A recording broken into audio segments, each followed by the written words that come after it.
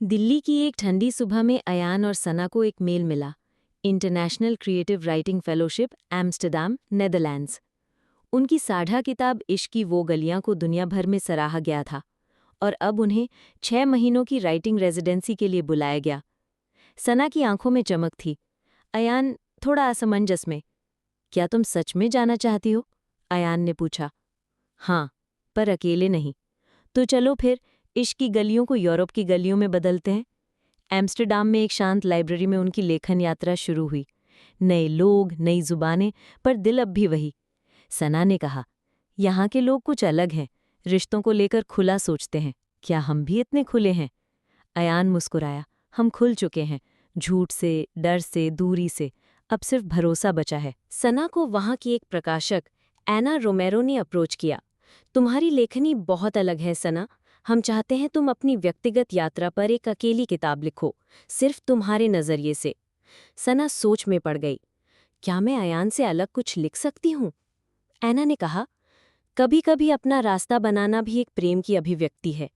जब सना ने प्रस्ताव साझा किया, अयान ने मुस्कुराने की कोशिश की।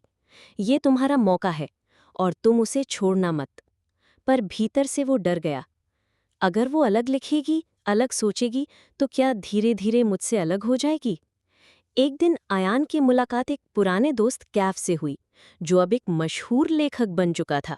कैफ ने कहा, सना बहुत गहरी लड़की है, वो तुम्हारे साये से बाहर निकलेगी।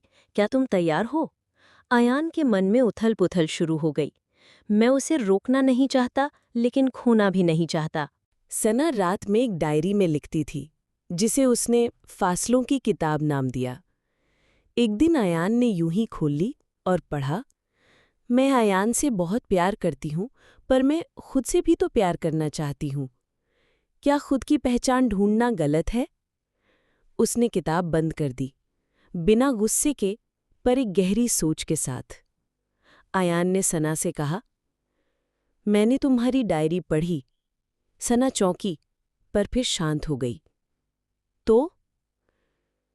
तो अब मैं जानता हूं कि मैं तुम्हारे पंख नहीं काट सकता, और मैं जानती हूं कि तुम्हारे साथ उड़ने के लिए मुझे अपना आकाश भी चाहिए।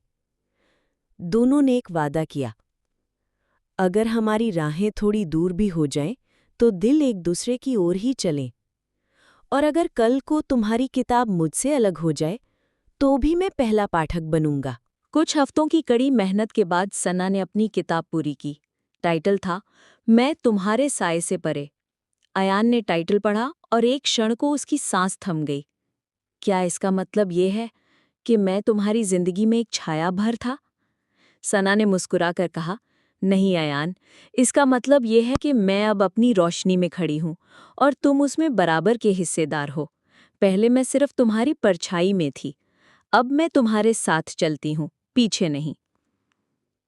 लेखकों के उस सम्मेलन में अयान की मुलाकात एक फ्रेंच भारतीय लेखिका रायना मेहता से हुई। बिल्कुल अलग, बेबाक, खुलकर बोलने वाली और लेखन में जुनूनी। रायना ने अयान से कहा, तुम में बहुत गहराई है, पर वो गहराई अक्सर सना के भावों में खो जाती है। कभी खुद को पूरी तरह लिखकर देखो, बिना सना के साए के। अयान चुप हो गया। रायना ने पेशकश की, एक किताब हम साथ लिख सकते हैं, द स्पेसेस बिटवीन अस। अच्छा है, पर रायना तुम्हें काफी करीब से जानना चाहती है। क्या तुम तैयार हो? अयान ने कहा, मैं जानता हूँ क्या कर रहा हूँ सना, तुम भी तो अब अलग पहचान बना रही हो। सना मुस्कुराई, पर उस मुस्कान के नीचे हल्की सी चुभन थी। एक पार्टी में, जहां रायना और अयान एक कविता पर चर्चा कर रहे थे, सना ने अयान को रायना के साथ हंसते देखा और वो रुक नहीं सकी। क्या अब मेरी जगह कोई और ले रही है?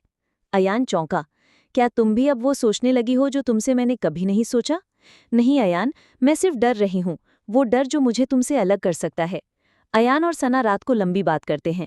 हम दोनों अलग लिख रहे हैं, अलग सोच रहे हैं। क्या इसका मतलब है कि हम अलग हो रहे हैं? सना ने कहा, शायद नहीं, शायद हम बस अलग होकर भी साथ रहना सीख रहे हैं। ये परिपक्व प्रेम है, जहाँ दो लोग एक दूसरे को रोकते नहीं, उड़ने देते हैं। दोनों की किताबें लॉन्च हुईं। सना की किताब मैं तुम्हारे साए से परे, और अयान और रायना की किताब द स्पेसेस बिटवीन अस। लेकिन दोनों किताबों के आखिरी पन्नों में एक जैसा समर्पण था, उस इंसान के नाम जिसने मुझे मेरी सबसे सच्ची आवाज़ दी। तुम अगर साथ ना भी हो तो भी मेरी हर पंक्ति में तुम्हारा नाम है। 6 महीने पूरे हो चुके थे। सना और अयान वापसी की उड़ान में एक साथ बैठे थे। क्या बदले हम? नहीं, हम और असली हो गए हैं, सना ने कहा। अयान ने उसकी उंगलियां थामी और बोला, ये इश्क अब किताबों से भी आगे बढ़ चुका है। एम्स्टरडैम की नर्म सुबहों और खुली सोच के बाद दिल्ली की तेज धूप और दबाव भरे माहौल ने दोनों को झकझोर दिया। छोटे से किराए के फ्लैट में लौटते ही सना के पापा का कॉल आया। अब बहुत हो गया ये कविता कहानी का खेल, घर आओ, रिश्ते देख रहे हैं तुम्हारे लिए। सना कुछ नहीं बोली, फोन रखकर बस बालकनी में खड़ी हो गई। अयान पीछे से आया। कह दो ना उन्हें कि तुम मेरी हो, सना ने कहा। काश इतना आसान होता। वापसी के बाद अयान को कोई पब्लिशिंग हाउस जॉब नहीं दे रहा था। लेखन से नाम तो बना था, पर पैसा नहीं। रोजमर्रा के खर्चे, किताबों की सेल की चिंता और सना के परिवार का दबाव, ये सब मिलकर उसे तोड़ने लगे। सना ने पूछा, तुम मुझसे अपनी मुश्किलें क्यों नहीं बांटते? अयान ने कहा, क्योंकि मैं तुम्हारा बोझ नहीं बनना चाहता। एक दिन सना ने चुपचाप एक कंटेंट डायरेक्टर की जॉब ले ली, बड़ी मीडिया कंपनी में। पैसे अच्छे थे, पर काम थका देने वाला। अयान को जब पता चला, उसने नाराज होकर कहा, तुमने बताया क्यों नहीं? क्योंकि तुम खुद से लड़ रहे थे, मैं तुम्हारे लिए लड़ना चाहती थी। दोनों चुप हो गए। दोनों मदद करना चाहते थे, लेकिन डर के अलग अलग तरीके थे। एक शाम सना के घर बुलावा आया। वो माँ के कहने पर मिलने गई। वहाँ एक रिश्ता लेकर एक NRI लड़का आया था, डॉक्टर, सेटल्ड, पढ़ा लिखा। सना ने साफ मना कर दिया, पर घर में कोहराम मच गया। वो अयान क्या देगा तुम्हें? किराए का घर, टूटी किताबें और संघर्ष? सना कुछ नहीं बोली, बस घर से निकलकर अयान के पास पहुंची, आंखें गीली पर हौसला मजबूत। रात को सना और अयान ने चाय के साथ एक गंभीर बात की।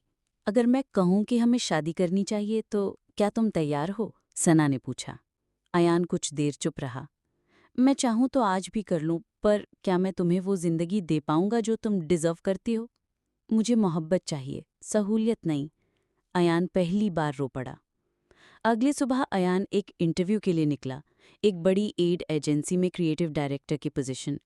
उसने खुद से कहा, अब वक्त है कि मैं अपने इश्क को मेहनत से साबित करूं। वहीं सना ने अपने घर जाकर कहा, या तो मैं अपनी शर्तों पर जीऊंगी या बिल्कुल नहीं। एक शाम बारिश के बीच सना अयान के पास आई, बिल्कुल उसी जगह जहां पहली बार उनका मिलना हुआ था। उसने जेब से एक छोटी सी रिंग निकाली।